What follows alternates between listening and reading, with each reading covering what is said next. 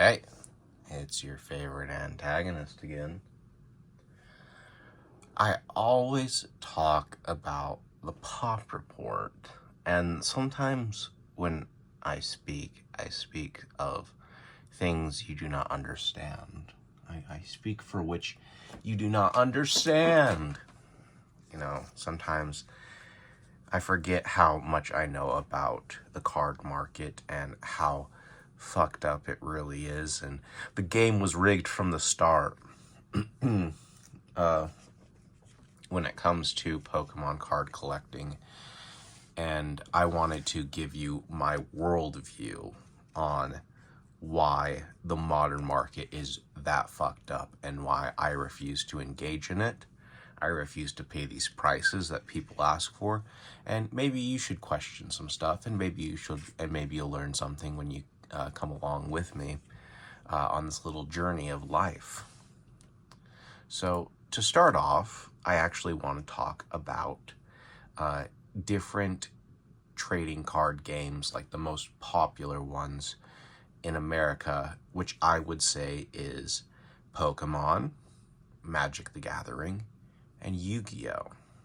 And the reason why I want to talk about these three things we'll get into, but the main focus I want to talk about are the pop reports. And I always talk about the pop reports. Well, the pop report is on like PSA's website, the grading company. When you send in a card and they grade it, they give you a serialized number, an identification number, a unique number, so that they can identify your card as being different than the other cards that have been graded as well, because there could be multiple PSA 10s of a certain card or PSA 9s. So they go through this lengthy process, and then they count all the cards they grade in a PSA 10, a PSA 9, a PSA 8.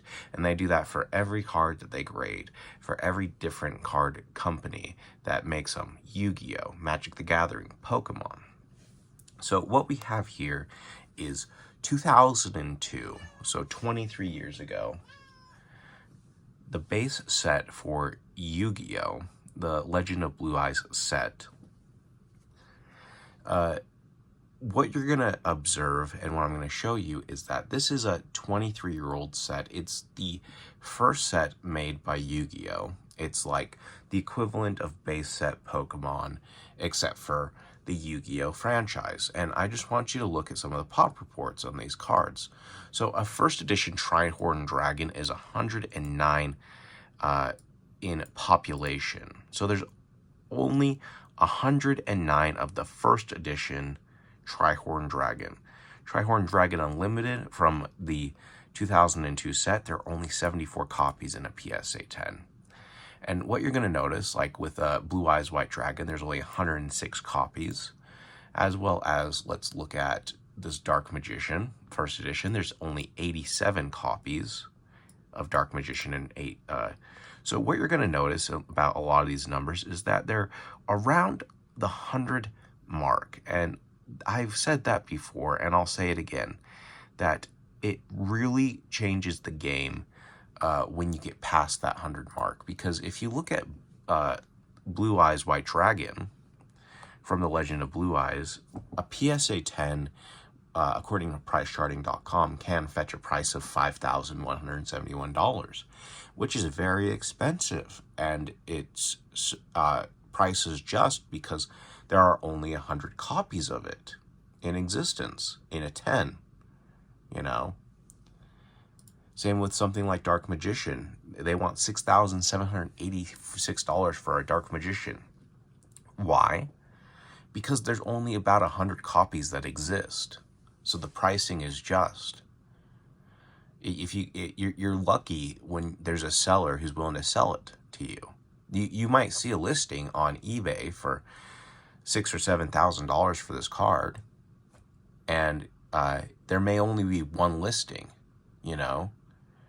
So out of the 100 people who own it, or the 100 copies of the card that are, been proven to be in a 10 condition, one person is willing to sell one at any given time.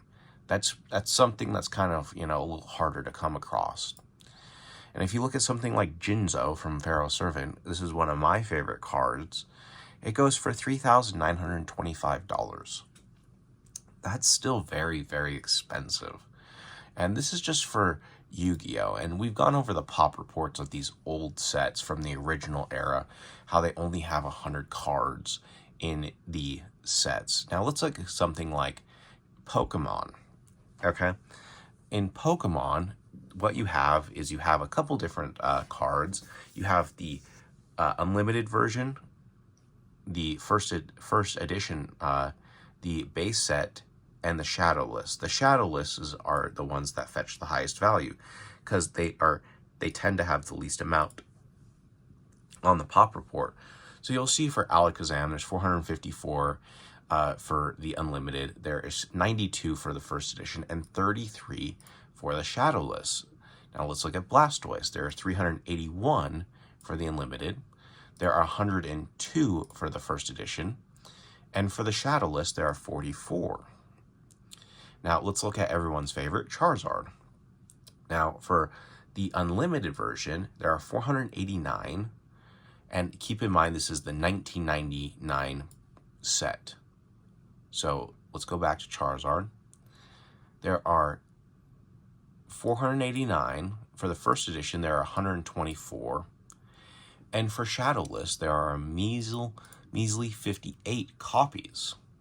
So, you know, there are about 100 of copies, depending on the version you can get in the original 1999 base set of Pokemon. Well, what are these prices going for? Well, Charizard's everyone's favorite, so that's why you see that price go sky high to $260,984 for a PSA 10 graded copy. You look at Blastoise, and it's a $30,125 copy of a card in a PSA 10. And let's check out Venusaur, because let's just get the trio out there. A PSA 10 of Venusaur is $13,050, according to PriceCharting.com.